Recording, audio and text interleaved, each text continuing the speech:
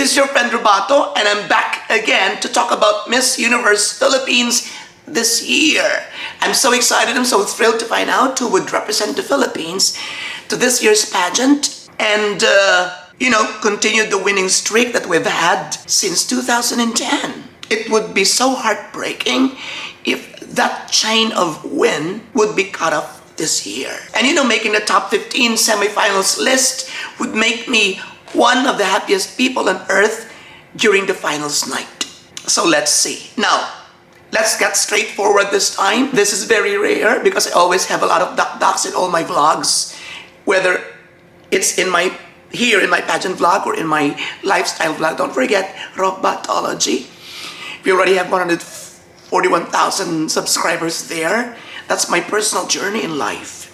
Now, let's continue my duck here. Idiretso na natin. Can Kisses win Miss Universe Philippines? No.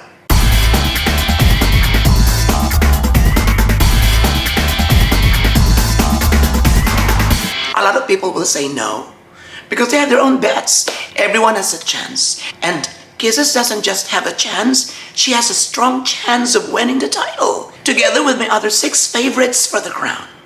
And who are they? Let's find out right now. Okay, we're now here in my room. There's an urgent meeting there, so we had to evacuate that place. Now, it's more comfortable here because it's my very own place. This is already very familiar to some of my followers of Robatology, but allow us to use this in the meantime.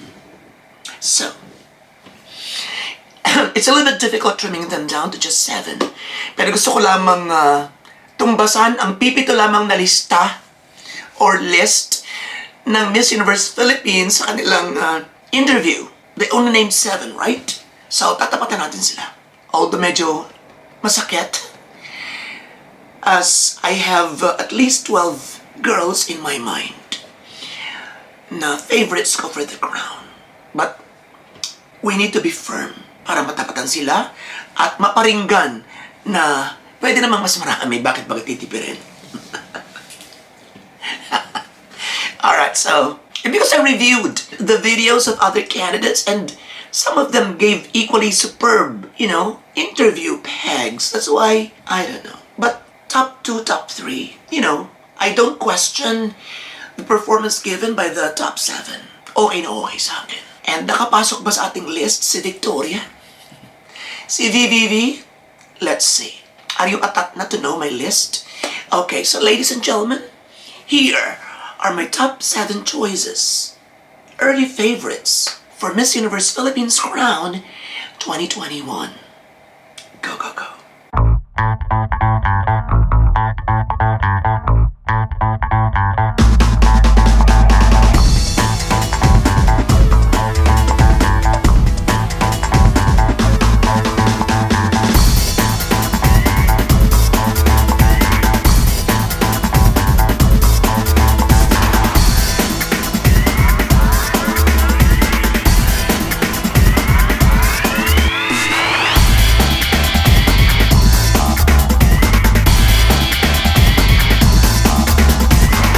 Okay, so in no particular order, because that particular order will be published next time around. So that will be my next vlog. Who's on top of my list? So please wait for that. Now, my top 7. Now let's start with Kisses. Because sa kanya rin tayo nagsimula. So, sa kanya rin tayo nagsimula. Sisimplahan lang natin because I don't want to make this comprehensive yet. Because nakalaan yan sa ating susunod. So, mga simpleng lang tayo, chika ever. Kisses is pwedeng manalo. Hindi ko lang masyadong, prangkahan tayo hindi ko lang masyadong gusto yung kanyang pagsasalita. May laban si Kisses when it comes to beauty. At sa kung anong laman ng kanyang puso at isip. I think she speaks from the heart. But diretsohan na tayo. I don't like the way she talks. Minsan. Because parang putol-putol, na parang nainip ka, na parang it's not really Miss Universe-ish, na talagang ratsadahan. So meron kang konting qualms meron kang konting worry na baka hindi niya mabongga na sagot sa Miss Universe. So yun, alam mo yun, you're in the middle. You know that she has a lot of things to say. You know that she can express herself, but not that well.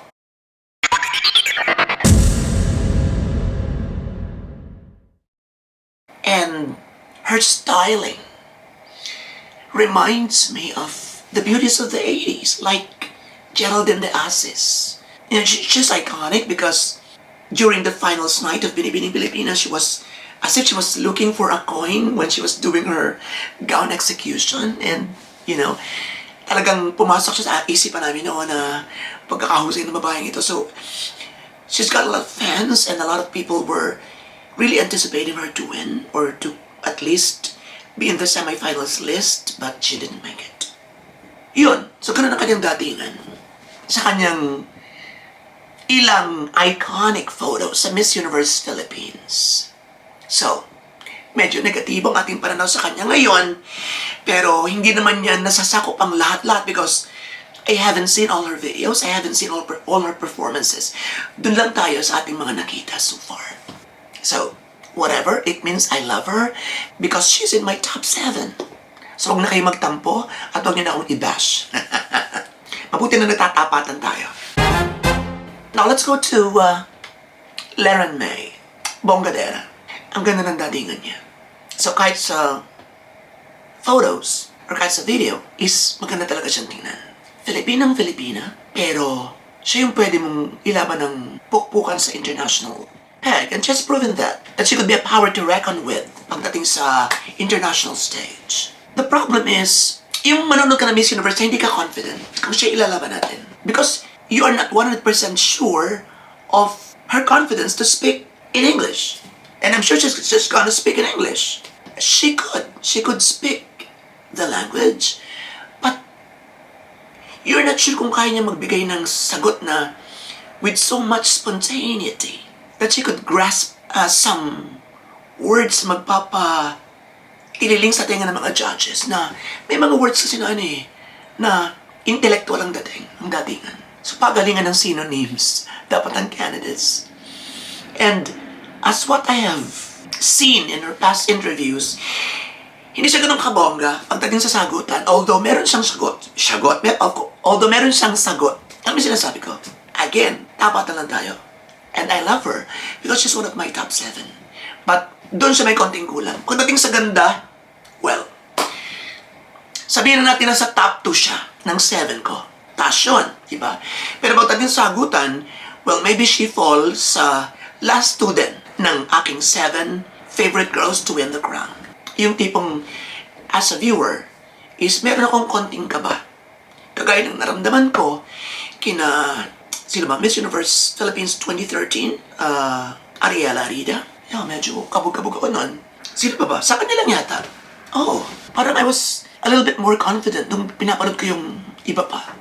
Parang sa kanya lang ako medyo kinabahan. And then, boom! Ang ganda pala ng sagot niya.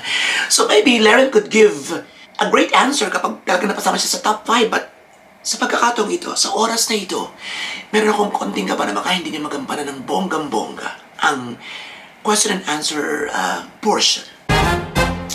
Let's go to Katrina. Ito yung confident ka naman, yung tipong pamirya-merienda ka lang habang nanonood. Glamoroso, sofistikada, antipatika.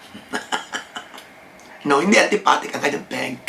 Siguro may kakabit pa yung antipatika kay Steffi. Pero mamaya natin ipapaliwanag yan. But kay Katrina is yun. I think this is going to be the first time magkakaroon tayo ng bombshell na panlaban sa Miss Universe kapag siya yung nag-represent sa atin.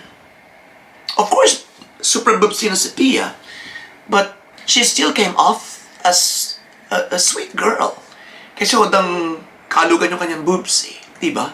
Walang dating na sexual. Ang kanyang pagrapa, I don't know sa iba, but sa akin, is yon.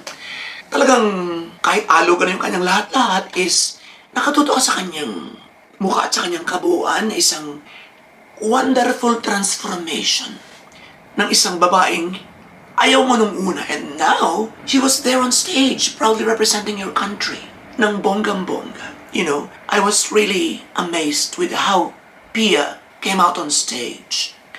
And there and then ko lang na-realize yung kanyang effort talaga na manalo ng corona. Na mga ilang buwan ko rin dinededma siguro because I was really not for her. I was really not rooting for her during the Binibining Pilipinas pageant. And yung buong puso ko naman ay napunta sa kanya nung nandun na siya sa stage sa Miss Universe pageant. And balik tayo kay Katrina, I think marami siyang armas na dadalhin sa stage. Yung kahit walang masyadong alos, yung siya na lang. Bihisan nyo lang ng bonggang-bongga. Yun yung hair niya, yun yung makeup niya, simple-simple lang. Yun yung lakad niya and everything. That's it. She's ready. She's ready. Confident ka na, iharap mo siya sa mga Latina, winner ang peg. Itabi mo siya sa mga Asians, stand out ang peg. You know what I mean? So, pwede siyang ilarga ngayon din to compete at Miss Universe pageant. Once again, saka natin gagawin mas bongga ng konting ating insight. Ratsada lang muna tayo ngayon. Let's go to number 4, Maureen. Maureen Robowitz. I don't know if I pronounce it right. She's got the fess. She's got the runway skills. She knows how to pose. And she has mesmerized all of us during the Asia's Next Top Model stint kung saan siya nanalo. The question is, kaya ba niyang lumutang kapag naiipit siya or she is being sandwiched by two statuesque Latinas? Miss Universe is kumpulan na ng magagandang dalaga. Kaya ba niyang lumutang doon sa napakarami magagandang dalaga? So she needs a great styling and she needs a great makeup. Kung ilalay lang niyo, well, sa ibang candidates, for Katrina, okay, ilalay mo lang yan sa akin, okay, walang problema. Yun talaga. For me, is gayahin niya ang, sabihin nila old-fashioned or early part of 2000 era, but magalano siya. Ukraine. Mahilig ang Ukraine sa mga, bonggahang hair. Diba? So, doon ako. Para siya, of course, hindi sa lahat. Sa gown. Pwede siyang damiskarte ng ganun. And that would make her more competitive. That's a personal take. But currently, I think she's one of the girls who are on top sa Miss Universe Philippines. Pagdating sa overall performances. Next, who else? Okay, next is Crystal Abelio. I think she was already sensational when she joined the first Miss Universe Philippines. But yun nga lang, sobrang mahigpit ang competition because bago siya makapasok sa 5, nakaharang pa rin si Eliza. You know what I mean? So, nagalingan ako sa kanya during that time. And this year, pasok siya sa top 7 ko. And sa top 7 na nakararami. Because she can elaborate her thoughts. She has a good sense of styling. Like yung bigla siya nag-create ng 40s look. If I'm not mistaken. I think that's since the latest, since the announcement ng top 30. She walks well. She's beautiful. She's very Filipina. Yung ganda niya. Yun. So, I think meron ding laban si Crystal. And let's go now to who else? Meron ba ako nakalimutan? Wait. Pasensya na ako as much as I wanted to. Hindi tayo makapag full-time sa ating pageant channel. Because meron tayong lifestyle vlog. Once again, if you wish to be part of my personal life, is pakipanood po ako sa Robatology. And please subscribe there. Okay. Isa na lang, right? I think si Victoria, Steffi, dalawa pa pala. Steffi Aberasturi. Pag-usapan natin yung antipatica word kanina. Antipatica is what? Let's see. Antipatica. Meaning, snobbish ba yan? Looks unfriendly. That's it. Looks unfriendly. Bitchy. Ganun. Well, kung meron mukhang kontrabida sa aking top 7, slight lang siya.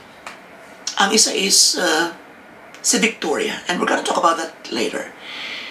So pag tinanggal talaga ni Steffi ang kanyang tawa is, huwag na tayong mag-alinlangan pang sabihin na mukha siyang villainess, isang teleserye. Pero bonggaderang kontrabida siyempre. Mala Sherry Hill. Mas bagay yung Sherry Hill pala kay Victoria. So anyway, mas nakakadagdagin ng kanyang charisma. For me, when she wants to look snobbish, kayang-kaya. When she wants to look sweet, kayang-kaya niya. And she's always smiling. That's what we need sa Miss Universe. Yung talagang Diba? All out. But, at the same time, you know how to change face. Yun, ang isang quality na dapat meron ang isang kandidato sa Miss Universe pageant. And I think Steffi could do that. And did you see her photo shoot na short chikang hair? Ang ganda niya, di ba? Ang galing-galing. Ang taas-taas tingnan. And then, I found out from a friend, Linel, is, I think, handling her in some of her activities, na she's only 5'7", but she looks tall. You see what I mean? There's magic. So she can transform anytime she wants to. Plus, rampadora. Good communication skills. Although, nayayabangan yung iba, they say that Miss Universe is, for confidence and not for overconfidence. I mean, I haven't seen that argument or statement. Kundi ang sinasabi ko is, baka yun ang nasa isip ng iba. Parang ganon. Like sa kanyang interview, she said that, how would you rate yourself as a beauty queen, I think? And she said 10. You can answer it any way you want to. If you say 7 or 8, yung humble effect, then fine. Pag sinabi mong 10, is mayabang ka na sa iba. But I think you can answer either way. And a lot of people would be hating you either way din. Pag sinabi mong 7 or 8, sabihin sa'yo, humble naman to is, kita ba ang ganda-ganda, ang galing-galing niya, pati sabihin 9 or 9.5, antipatika. Ang ganda agad. Plastikada. And if you say 10 nga, is yun. Marami pa rin nayayabangan na, wow, overconfident girl. Hinay-hinay ka lang, please. Diba? But I think her interview was okay. And if given a chance to represent the country to Miss Universe finals, to Miss Universe pageant, I think she could do well. And we will all be proud of her. Even with that antipatica dish, aura, na kinakabit sa kanya. Next, and the last one is Victoria. Victoria, the VVV. Wait. Napapanood ko yung kanilang tourism videos, and sa isang araw pag may time is, we're gonna talk about them. I hope I can interview my top 7, and I just don't know how to contact them. I mean, if they said yes to some vloggers, siguro mapapagbigyan din naman nila tayo. Here, same background. I don't know. Well, if some of the handlers are watching me right now, please send me an email to board116@gmail.com. I'm more than willing to interview your girls. Light. Yung medyo iba ng konti. Light lang. Para nagkikwento magkukumare. And, even sa, napanood ko yung kanya yung kanyang, ni Victoria Vincent, yung kanyang tourism video, and ano rin, maarte rin, yung artistic. So, yan, she's being handled by talented staff or crew. Victoria Vincent, I was totally in awe of her interview. And that's the very first time na na-notice ko siya. Diba? Game changer.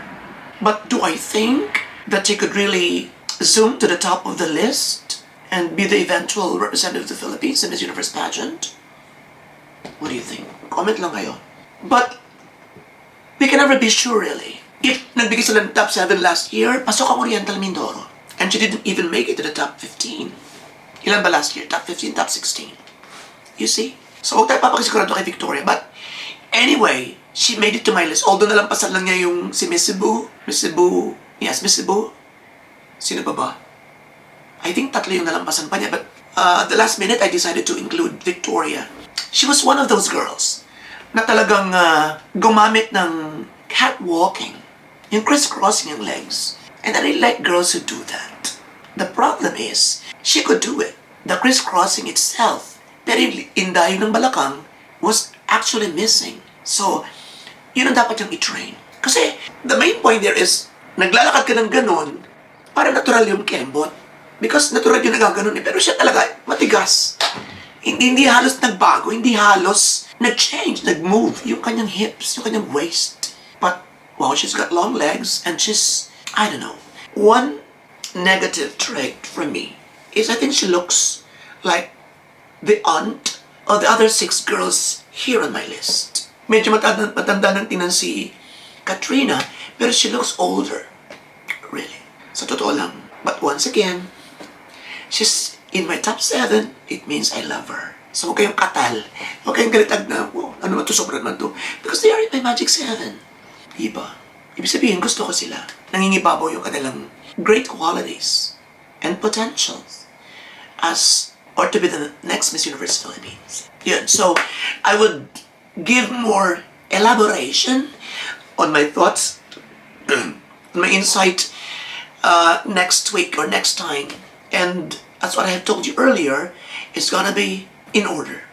So the last one that I'm gonna mention is my top favorite for Miss Universe crown. Once again, it's only our first fearless hot list. At meron pa tayong final right after the preliminary competition. I would reiterate this, hindi tayo manghuhula.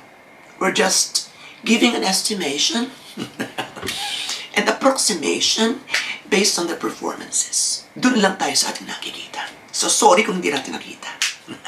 So, thank you very much, it's friend Robato. Sayang ganito ko sa mas and see you again.